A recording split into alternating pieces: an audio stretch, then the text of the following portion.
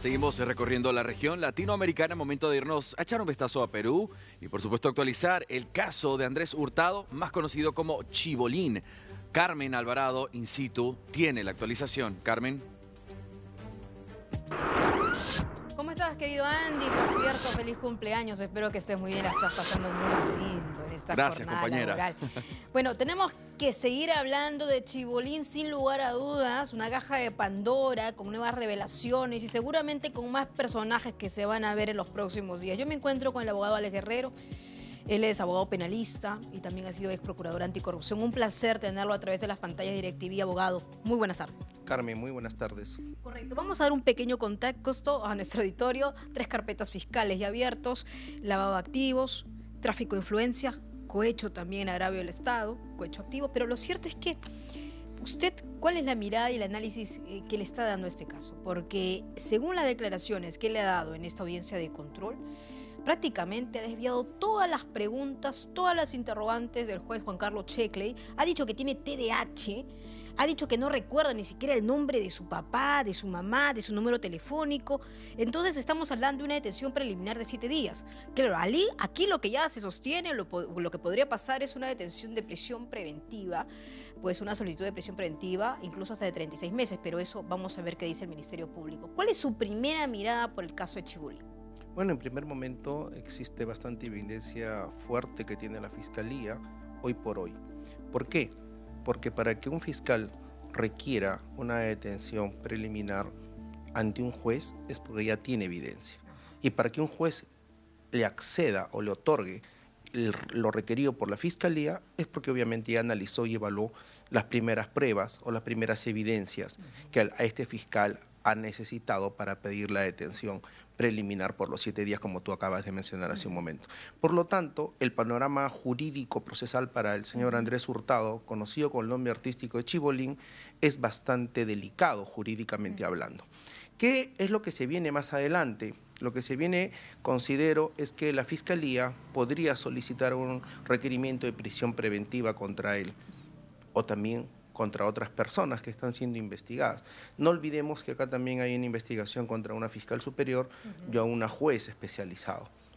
Eso va a depender mucho ya de las evidencias que se hayan en este momento ya obtenido por parte de la Fiscalía en los 7 días de detención preventiva o preliminar que le ha otorgado el juez Checkley a favor de la Fiscalía. Ajá. Ahora, abogado, hay un tema muy importante, ¿no? Porque sería el punto de inflexión para que todo este terreno, especulaciones, situaciones que se vienen investigando puedan, o en todo caso, corroborarse. ¿A qué me refiero concretamente? A la colaboración eficaz. Porque si Andrés Hurtado, Alex Chibolín habla, muchos podrían caer. Pero ¿cuál es la lectura que se desprende a raíz también de esta audiencia de control de identidad? ¿Usted considera que pueda convertirse en colaborador eficaz? Aunque claro, es materia personal, depende mucho de él. Pero ¿cuál sería ese análisis que usted le daría al respecto? De la audiencia que se ha visto por todos los medios de comunicación, él no sería un candidato para ser un colaborador eficaz. ¿Por qué? Definitivamente porque obviamente ha hecho todo para que no sea colaborador eficaz. Ajá. Bueno, no sé si eso puede ser un tema de estrategia legal, pero lo que sí se ha visto es que el colega de la Defensa Pública, puesto por el Ministerio de Justicia y Derechos Humanos, se quedaba sorprendido de las respuestas que daba el señor Hurtado frente al juez Checkley, ¿no? Que no tenía domicilio conocido, 3 domicilios, que el domicilio era alquilado, que él no lo alquilaba una empresa que aparentemente era de él, en fin, que no se acordaba pues el nombre de su papá, su mamá, de que él tiene una enfermedad de niño, que no puede tener retención, y en fin, otros temas más que definitivamente para él la colaboración eficaz va a ser prácticamente negada. Claro, ahora Andy, es importante también recordar a nuestro auditorio que lo que más ha destacado esta audiencia de control de identidad es que él ha manifestado que tiene TDAH también como otras 4 enfermedades, hipertensión, que toma pastillas, etcétera, pero lo cierto es que la detención se hizo en una clínica local donde él había sido sometido a situaciones estéticas, vamos a decirlo por lo menos. Pero esto de tener TDAH, ¿lo convierte en imputable? La respuesta es no. ¿Por qué? Porque para que sea un imputable, según la ley peruana, tiene que ser menor de 18 años y tener una anomalía psíquica anomalías psíquicas de acuerdo al Código Penal. Entonces, cuando una persona tiene una anomalía psíquica, está bajo el eximente de responsabilidad penal. Eso significa que el artículo 20 del Código Penal peruano establece que esté exento de responsabilidad penal, el orate que, por ejemplo, mata. Entonces, pero para él, obviamente no va a haber una pena efectiva de cárcel, sino va a ir con una medida de seguridad a un centro de tratamiento o a un hospital para enfermos mentales. Entonces, ¿quién va a determinar esto? Va a determinar una pericia psicológica y una pericia psiquiátrica, pero no por peritos o psiquiatras o médicos privados, sino del Ministerio Público, del Instituto de Medicina Legal. Ellos determinarán si el señor Andrés Hurtado tiene una anomalía psíquica que lo vuelva inimputable.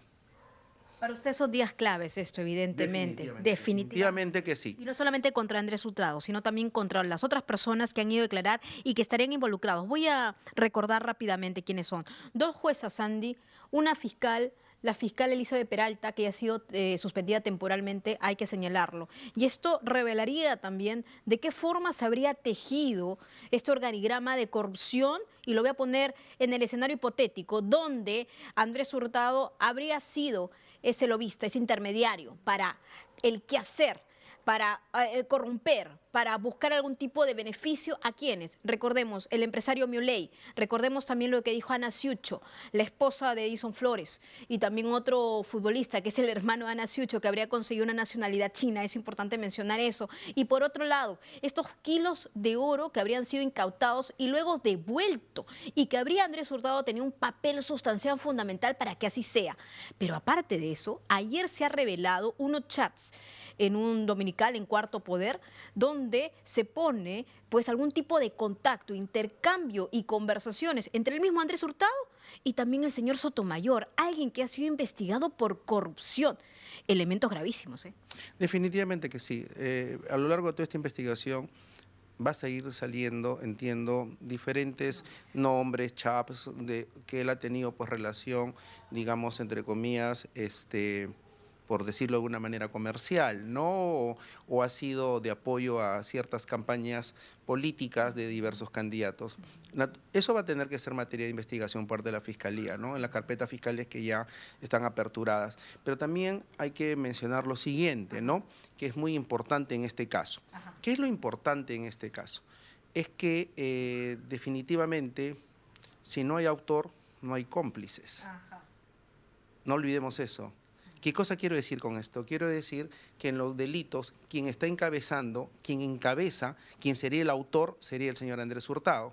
Entonces, si la estrategia de la defensa probablemente es un poco direccionada a la inimputabilidad, o de pronto decir que él no se encuentra en sus facultades mentales o no se encuentra psicológicamente sano, obviamente todo él lo cometió bajo un estado anormal psicológicamente, por lo tanto, entonces como comprenderá, entonces al no haber autor, tampoco hay cómplices, porque el requisito de la autoría es que para aquella coautoría o complicidad primaria tiene que haber autor.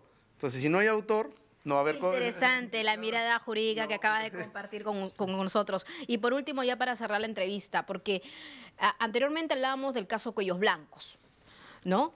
Pero sin lugar a dudas, este caso también pone sobre la mesa algo que se conocía a voces, de fiscales o tal vez juezas involucradas en situaciones irregulares, por decirlo menos. Y también da una reflexión sobre el sistema de administración de justicia. ¿Qué opina? Preocupante, muy preocupante, porque ni un juez y ni un fiscal puede tener este tipo de conductas, lo que sería una inconducta funcional. Tiene que ser una persona impoluta en su conducta como magistrado. El juez y el fiscal no deben tener amigos, bajo mi concepto y bajo mi opinión. Es decir, es más, no se malinterprete, ni siquiera tener papá y mamá en el buen sentido de la palabra, ¿correcto? Ni hermanos, ni esposa, ni hijos. Es decir, ni la mamá, ni el papá, ni los hermanos, ni la esposa, ni los hijos, ni nadie lo puede llamar por ningún caso. A eso me refiero. Cuando comienzan a tener ciertas amistades, es ahí donde Los obviamente, hermanísimos. efectivamente, y naturalmente el que está hoy en función de la magistratura, sea en el Poder Judicial o el Ministerio Público, tiene que ser una persona intachable en su conducta personal y en su conducta profesional. Una precisión final. ¿Cuántos años le correspondería por los delitos que hemos mencionado a Andrés Hurtado? En el Perú hay sumatoria de penas. Ajá. Eso significa por los delitos, tráfico de influencias, lavado de activos, cohecho, etc. Por lo menos estamos hablando de 20 años hacia adelante, ¿no? Porque entiendo que el señor Andrés Hurtado no tiene antecedentes penales. O sea, si bien es cierto, estuvo de pronto hace muchos años involucrado, pero no hubo una condena, una sentencia, ¿no? Por lo tanto, con Vaticano. Exacto, efectivamente, con el señor Vaticano. En el Perú hoy existe lo que se llaman los tercios de la pena. En los tercios de la pena hay atenuantes, hay agravantes, que eso va a ser ya al final. Bien. Este es un caso que tiene para buen rato, sí. Para varios años. De ahí viene la investigación preparatoria, obviamente los testigos, etc. ¿no? Y el juzgamiento y probablemente hay una condena, probablemente. Teniendo, ¿no?, en cuenta cómo a las audiencias, los casos siguen, el caso Cócteles, por ejemplo, de Keiko Fujimori, que recién en el juicio oral empezó hace tan solo un mes. Testigos, ¿no? Imagínese. Por supuesto. Ha sido ni la vida no va a alcanzar para escuchar todos los testimonios. No, totalmente por ni las 24 horas al día, todos los testigos vamos a... No, vamos la prisión preventiva también de los Huayquis de la Sombra continúa. Igualmente. ¿No? Un placer conversar con usted. Muchas gracias a ustedes. Gracias. Guerrero, abogado penalista, pero también es procurador anticorrupción, una voz autorizada para poder analizar precisamente el caso de Andrés Hurtado, conocido como Chibolín. Contigo, Andy, en estudios. Gracias, Carmen Alvarado. Tengan ambos una excelente tarde. Seguimos en contacto, compañera.